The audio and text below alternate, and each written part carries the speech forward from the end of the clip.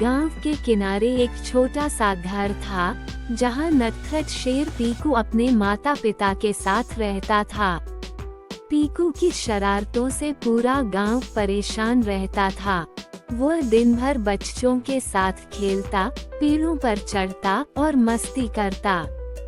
पर जब बात पढ़ाई की आती, तो पीकू हमेशा बचने की कोशिश करता। उसकी माँ उसे रोज समझाती, पीकू, पढ़ाई जरूरी है, वरना भविष्य में तुम मुश्किल में पड़ जाओगे। लेकिन पीकू को इन बातों से कोई फर्क नहीं पड़ता। उसे बस खेलने में मजा आता था। गांव के स्कूल में एक बड़ा इम्तिहान आने वाला था। टीचर ने सब बच्चों को चेतावनी दी, इस बार जो भी परीक्षा में असफल होगा, उसे जंगल के भूतों के बारे में डरावनी कहानियां सुननी होंगी। गांव के पास एक गहरा और डरावना जंगल था, जहां जाने से लोग डरते थे। वहां के भूतों की कहानियां बहुत मशहूर थीं।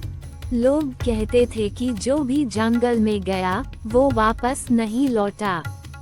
ये सुनकर पीकू के दिल में भी थोड़ी घबराहट होने लगी, लेकिन उसने सोचा, मैं तो हमेशा की तरह नकल कर लूंगा, फिर क्या चिंता। परीक्षा का दिन आया। स्कूल में सन्नाटा था, सब बच्चे अपनी परीक्षा में मग्न थे। पीकू ने अपनी परीक्षा की शीट देखी तो उसकी आंखें फटी की फटी रह गईं।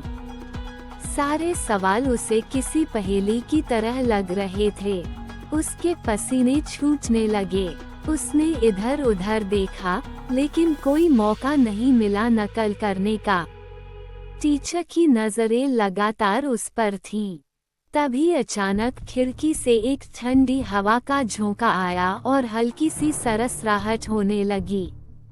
पीकू ने खिड़की की तरफ देखा और उसे एक धुंधली सी परछाई दिखी। उसकी धड़कनें तेज हो गईं। उसे लगा कि जंगल का भूत सचमुच उस पर नजर रख रहा है।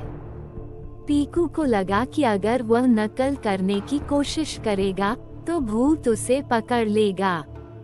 डर के मारे उसने तुरंत अपनी परीक्षा की शीट उठाई और बिना सोचे समझे जवाब लिखना शुरू कर दिया।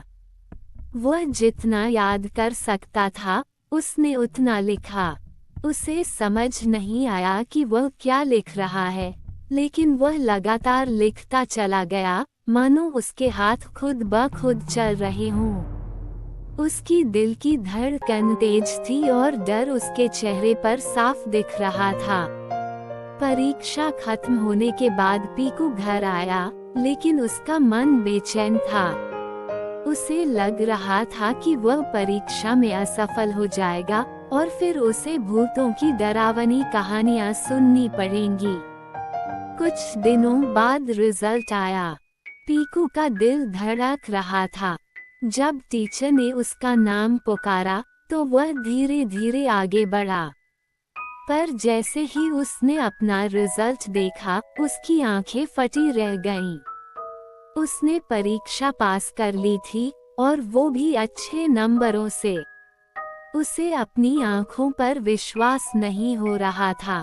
उसने टीचर से पूछा, मेरा रिजल्ट कैसे अच्छा हो गया?